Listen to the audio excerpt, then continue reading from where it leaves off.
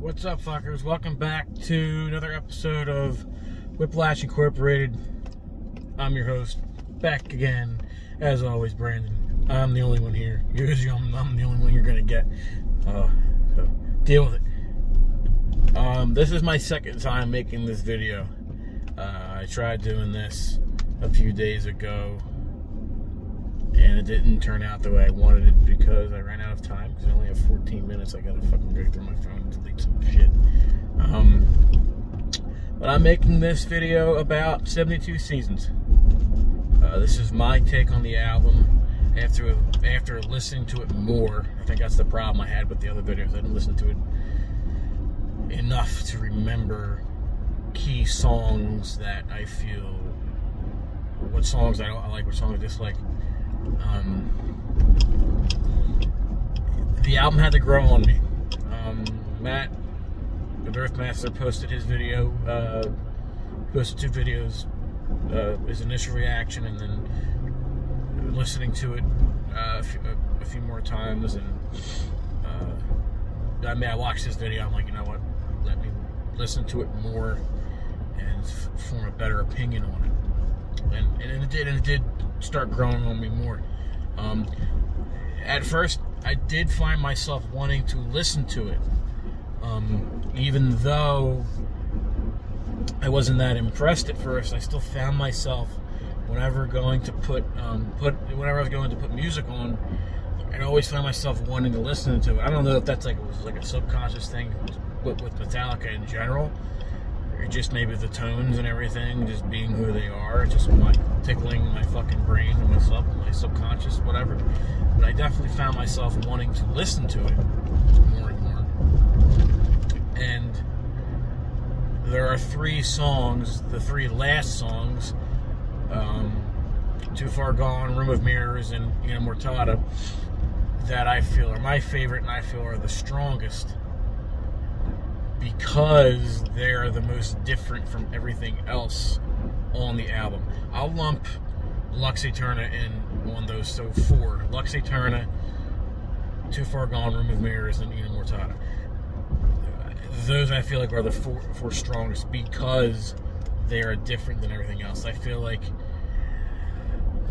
Darkness Follows, or Shadows Follows, I'm sorry, 72 Seasons, Chasing Light, all of them I feel like are relatively the same tempo-wise and riff-wise. I'll agree with what Matt said.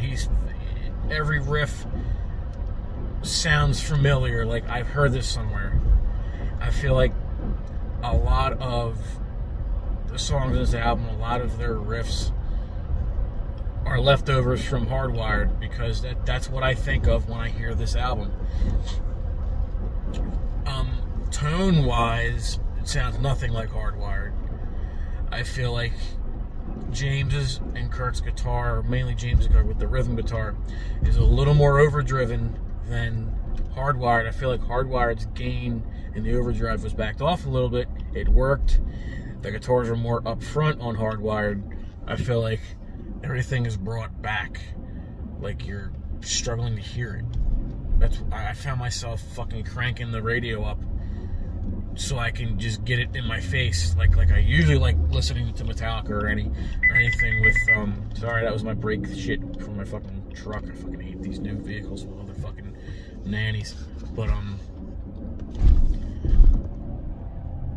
it doesn't feel like up in your face like you want it to be. Like, I don't know. I like the album. I like listening to it. I still find myself wanting to listen to it. But it's just something, it's lacking something. It's lacking, I think it's lacking variety. I think the pandemic and them being home and everything that James has gone through in the past couple of years, I think they were in a different mindset.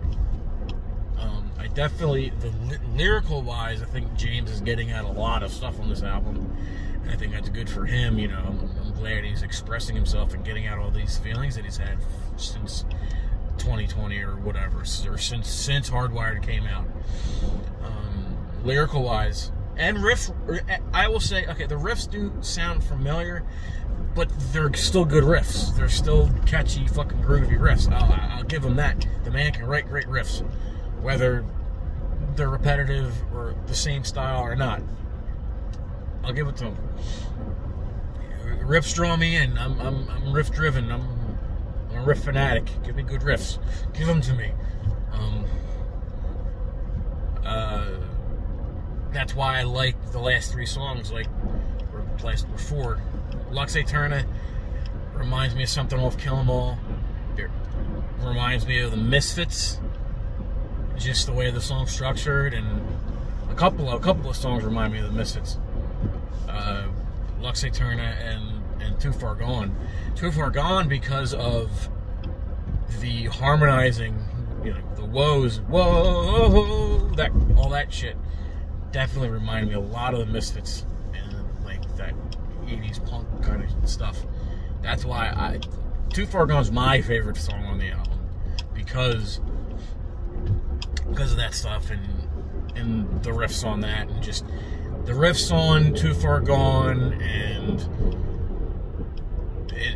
Room of Mirrors and Eden Mortada are, I feel like, more classic Metallica, with the faster riffs, the faster chugging, and the tonal changes or pitch changes between higher and lower notes, especially on Eden Mortada, where it goes, it got that, the slow chuggy riff, and it goes, I love shit like that. And then, Lux Aeterna, that just main riff is just fucking ripper, and same thing with Too Far Gone. And I feel like they're the strongest songs of the album because they're different than the other ones, and they're more, in my opinion, of what I want to hear from Metallica.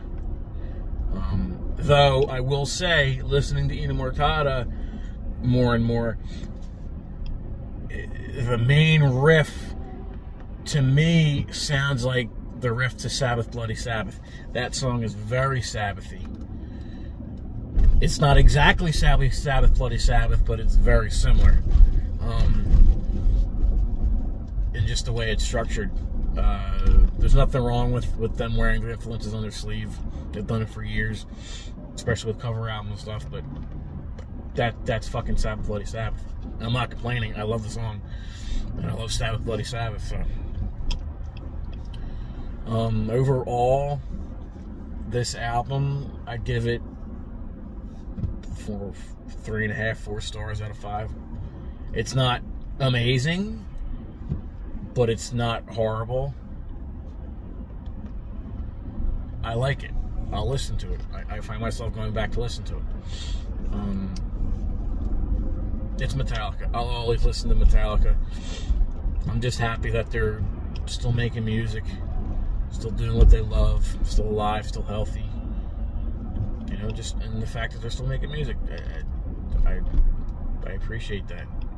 And who knows, a couple years down the road, the album might get, more popular. People might start liking it more. It could happen with Load and Reload. Everyone hated it when they came out in the Black Album, right? Even Saint Anger. I'll listen to Saint Anger every now and then. It's not a bad album. It's just them experimenting. And I feel like we're in. James was on the interview for So What, and he talked about. They were talking about there's like 3 chapters to a life. The first 30 years, your middle 30 years, the last 30 years of your life. And they're definitely, I think they're in that last chapter. And I think the music they're going to put out for the next 30 years, if they do put out more music for the next 30 years, is going to be more of the same that what we're hearing. I don't think there's going to be that much more experimentation. I do think that maybe they should try and I don't know, practice. I think Kirk should practice more and do a little better with his solos, because Kirk's always been like that. There's always had to ask more of him, Especially, I remember there was a scene in A Year and a Half in the Life of Metallica when he was trying to do the solo for either Unforgiven or Nothing Else Matters, and just Bob Rock just fucking on his ass about it. And I feel like, I don't think that's changed. The solos are definitely lacking. They're lacking. They've been lacking. I mean, I can't say since Death Magnetic, because Death Magnetic is the album that got me into Metallica. So the fucking solos in Death Magnetic are fucking awesome. Hardwired and this, I think their age is showing. But the age should be excused. Look at Zakk Wylde.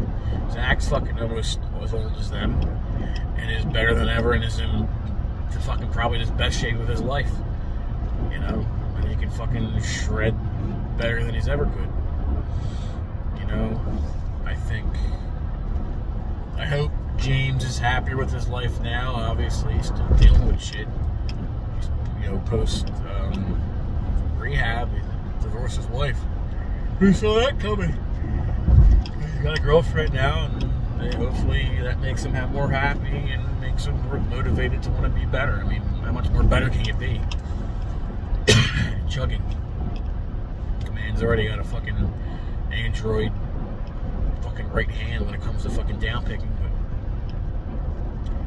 I guess we'll see with the next album. But yeah, the closing statements, it's a good album. It's not phenomenal, it's a good album. I think the last 3 songs are the strongest songs in the album. I think that,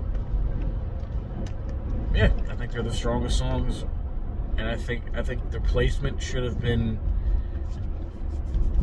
I think the placement of the last 3 songs should have been higher up in the track listing.